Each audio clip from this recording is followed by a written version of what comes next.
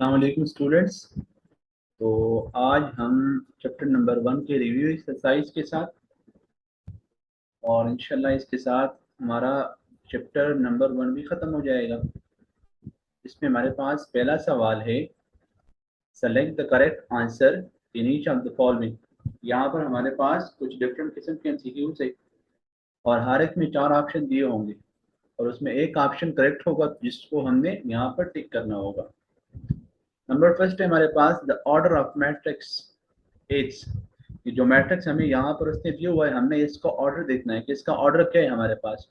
हम यहाँ पर इस मैट्रिक्स को देख सकते हैं कि इसमें जो रो की तादाद है हमारे पास वो है 1 और जो कॉलम है हमारे पास इसमें वो है हमारे पास 2।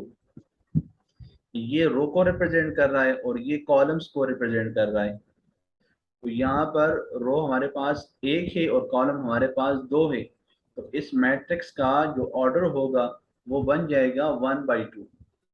अब अगर हम यहाँ पर इन 4 ऑप्शंस को देखें तो ऑप्शन ए भी नहीं है।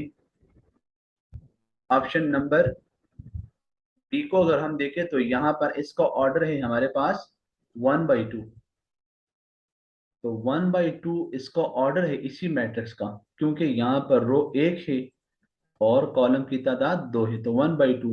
तो ऑप्शन नंबर बी जो होगा वो करेक्ट होगा और ये बाकी 3 जो होंगे ये इसके करेक्ट ऑप्शन नहीं है। तो B1 is the correct, B हमारे पास इसका करेक्ट ऑप्शन है। अब हम 2 की तरफ आ जाते हैं। मैट्रिक्स हमें दिया हुआ है √2 या √2, 0 0 एंड √2। पहली चीज हम यहाँ पर अगर देखें तो ये हमारे पास एक स्क्वायर मैट्रिक्स है पूरा, अगर हम इसको कोड से देखें, क्योंकि यहाँ पर नंबर ऑफ रोज और नंबर ऑफ कॉलम्स की जो तादाद है वो बराबर है, वो 2/2 है। लेकिन यहाँ पर इन ऑप्शन में हमारे पास स्क्वायर मैट्रिक्स का कोई ऑप्शन नहीं है। तो अब हमारे पास एक और डिफिनीशन है और वो डिफिनीशन है हमारे पास स्केलर मैट्रिक्स की। हमने स्केलर मैट्रिक्स को जब डिफाइन किया था तो उसमें हमने ये बात की हुई थी कि एक ऐसा स्क्वायर मैट्रिक्स जिसके जो डायगोनल है हमारे पास, जो मेन डायगोनल, उसके एलिमेंट आप लोगों के पास एक जैसे होंगे। तो अगर हम इसको देखें यहाँ पर तो ये दोनों एक जैसे एंड द रिमेनिंग एलिमेंट जो हमारे पास है वो 0 है। तो ये तो हमारे पास न जीरो मैट्रिक्स है न यूनिट है, न यहाँ पर हम सिंगुलर की बात कर रहे हैं, बल्कि ये हमारे पास क्या होगा, ये हमारे पास बन जाएगा एक स्केलर मैट्रिक्स। तो option C is the correct option. अब हम आ जाते हैं नंबर थर्ड की तरफ। नंबर थर्ड में वो बात कर रहा है कि which is order of a square matrix. एक स्क्वायर मैट्रिक्स का ऑर्डर क्या होता है? बड़ी सिंपल सी बात है, नाम से ही जा रहा है कि स्क्वायर मैट्रिक्स। तो स्क्वायर मैट्रिक्स मीन कि जैसे अगर हम स्क्वायर फिगर की बात करें, शेप की बात करें, तो स्क्वायर एक ऐसा फिगर होता है जिसके तमाम साइड बराबर होते हैं। लेकिन यहाँ तो हम मैट्रिक्स के साथ काम कर रहे हैं, तो एक ऐसा मैट्रिक्स जिसमें नंबर ऑफ रोज और नंबर ऑफ कॉलम इक्वल हो जाए। तो अब हमारे पास यहाँ पर जो ऑप्शन नंबर ए है, ऑप्शन ए में नंबर ऑफ रोज भी 2 और नंबर ऑफ कॉलम भी 2। तो जो इसका करेक्ट ऑप्शन होगा वो ए होगा। ये बाकी 3 ऑप्शन नहीं होंगे, क्योंकि बाकी 3 में कोई भी ऐसा हमारे पास ऑप्शन नहीं है जिसमें रो और कॉलम की तादाद इक्वल हो। Number 4, order of transpose of. वो यहाँ पर अभी बात कर रहा है कि इस मैट्रिक्स का जो ट्रांसपोज है उसका ऑर्डर क्या होगा। इट मीन दैट हमने इसका ट्रांसपोज फाइंड करना है। तो ट्रांसपोज क्या करेगा, रो जो होगी वो बन जाएगी यहाँ पर कॉलम। तो ये बनेगा 2 1 0 1 और 3 2। ये इसका ट्रांसपोज आ रहा है। अभी हमने इसके ट्रांसपोज का ऑर्डर लिखना है। तो यहाँ पर देखिए इसमें नंबर ऑफ रोज की तादाद 2 और नंबर ऑफ कॉलम की तादाद यहाँ पर 3 है। तो इसका जो ऑर्डर होगा वो बन जाएगा 2/3।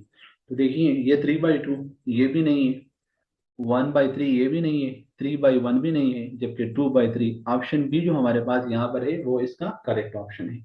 So this is the correct answer. Number 5 की तरफ हम आ जाते हैं। इसमें वो कह रहा है कि एडजॉइंट ऑफ, हमने इस मैट्रिक्स का एडजॉइंट फाइंड करना है। तो एडजॉइंट तो ऑलरेडी हम पढ़ चुके हैं कि फर्स्ट और लास्ट एलिमेंट जो होगा वो अपनी जगह चेंज करेगा, जबकि दूसरे और तीसरे का साइन जो होगा वो चेंज हो जाएगा। तो अब अगर हम यहाँ पर देखें इस 4 ऑप्शन में, तो इन 4 ऑप्शन में यहाँ पर हमारे पास ये भी नहीं है, ये भी नहीं है हमारे पास। अगर इसको देखें तो ये वाला ऑप्शन भी नहीं है। ऑप्शन ए हमारे पास एक ऐसा ऑप्शन है जो इस मैट्रिक्स का एडजॉइंट को शो कर रहा है, क्योंकि ये और ये एलिमेंट अपनी जगह चेंज कर रहा है और इन दोनों के साइन चेंज होंगे। तो इसका साइन हमारे पास है प्लस, तो ये माइनस हो जाएगा। और जीरो के साथ कोई साइन नहीं होगा, क्योंकि जीरो एक न्यूट्रल इंटीजर है, ना तो ये पॉजिटिव है और ना ये नेगेटिव है। इसी तरह नंबर 6 में अगर हम यहाँ पर देखें तो 6 में वो कह रहा है कि product of matrix X Y and 2 - 1। तो अगर हम इन दोनों को मल्टीप्लाई करते हैं तो फर्स्ट रो और ये फर्स्ट कॉलम, तो यहाँ पर एक ही रो और एक ही कॉलम है, तो ये दोनों आपस में मल्टीप्लाई होंगे तो पहला एलिमेंट जो होगा वो पहले के साथ मल्टीप्लाई होगा और दूसरा एलिमेंट जो होगा वो दूसरे के साथ। लेकिन यहाँ पर माइनस है, तो जब माइनस इससे मल्टीप्लाई होगा तो ये बन जाएगा माइनस। या हम इसको ऐसे भी लिखवा सकते हैं कि ये 2 मल्टीप्लाई हो रहा है एक्स के साथ और y मल्टीप्लाई हो रहा है -1 के साथ। आप लोग यहाँ पर x लिखो, यहाँ पर 2 लिखो, तो कुछ फर्क नहीं, क्योंकि मल्टीप्लिकेशन फॉर्म है ये दोनों वैसे भी। तो इससे रिजल्ट आ जाएगा 2x और प्लस और माइनस माइनस हो जाएगा, तो इधर आ जाएगा y। तो 2x - y, 2x - y इसका प्रोडक्ट है इन दोनों का। ये ऑप्शन भी नहीं है इसका, ये भी नहीं है, ये वाला ऑप्शन भी नहीं है। ओनली ऑप्शन हमारे पास यहाँ पर एक ही है, ऑप्शन सी। ऑप्शन सी इसका करेक्ट आंसर है। अब हम अगले की तरफ आ जाते हैं। नंबर 7। नंबर 7 में वो कह रहा है कि इसका डिटर्मिनेंट इज इक्वल टू 0 के बराबर है, then x is equal to, x की वैल्यू फाइंड करनी है।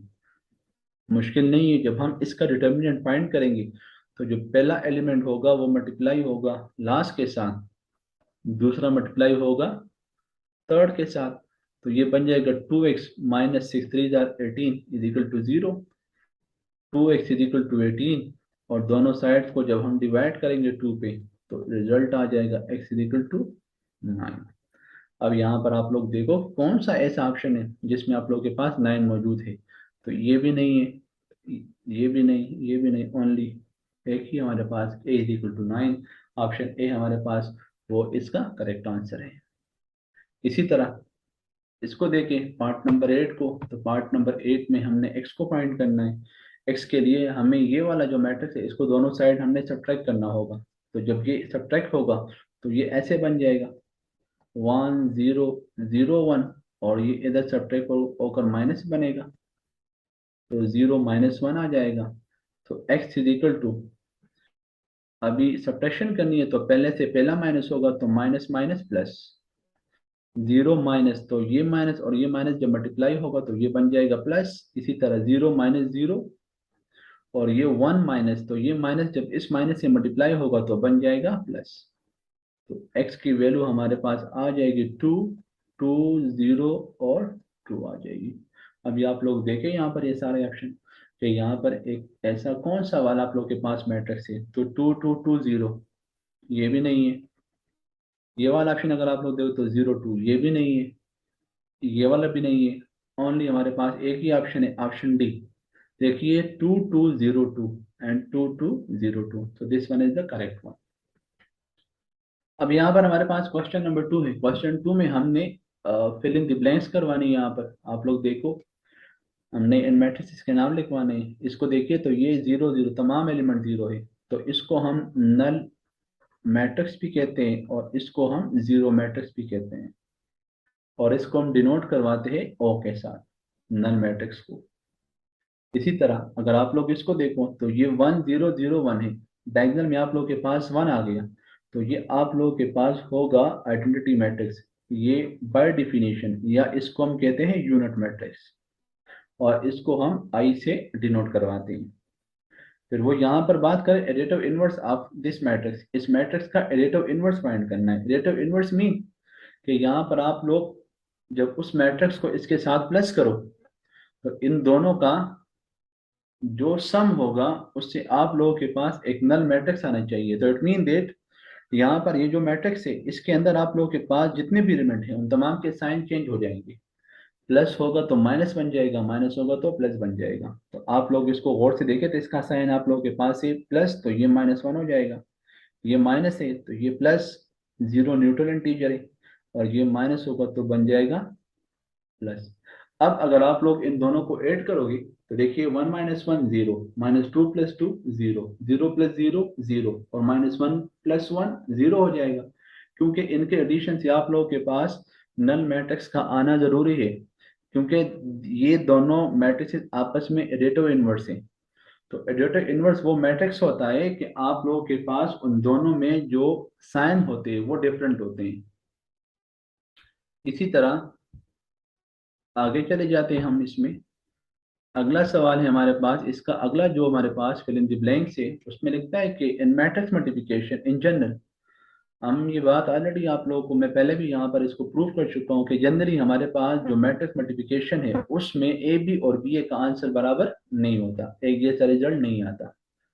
मतलब कोई एक आधा सवाल ऐसा हो सकता है जिसमें आप लोगों के पास ए बी और बी ए के मल्टीप्लिकेशन का आंसर सेम हो, लेकिन जनरली हमारे पास ए बी और बी ए आपस में बराबर नहीं होते। हम ये भी कह सकते हैं कि यहाँ पर मल्टीप्लिकेशन के लिहाज से जो कम्यूटेटिव प्रॉपर्टी है वो होल्ड नहीं होती।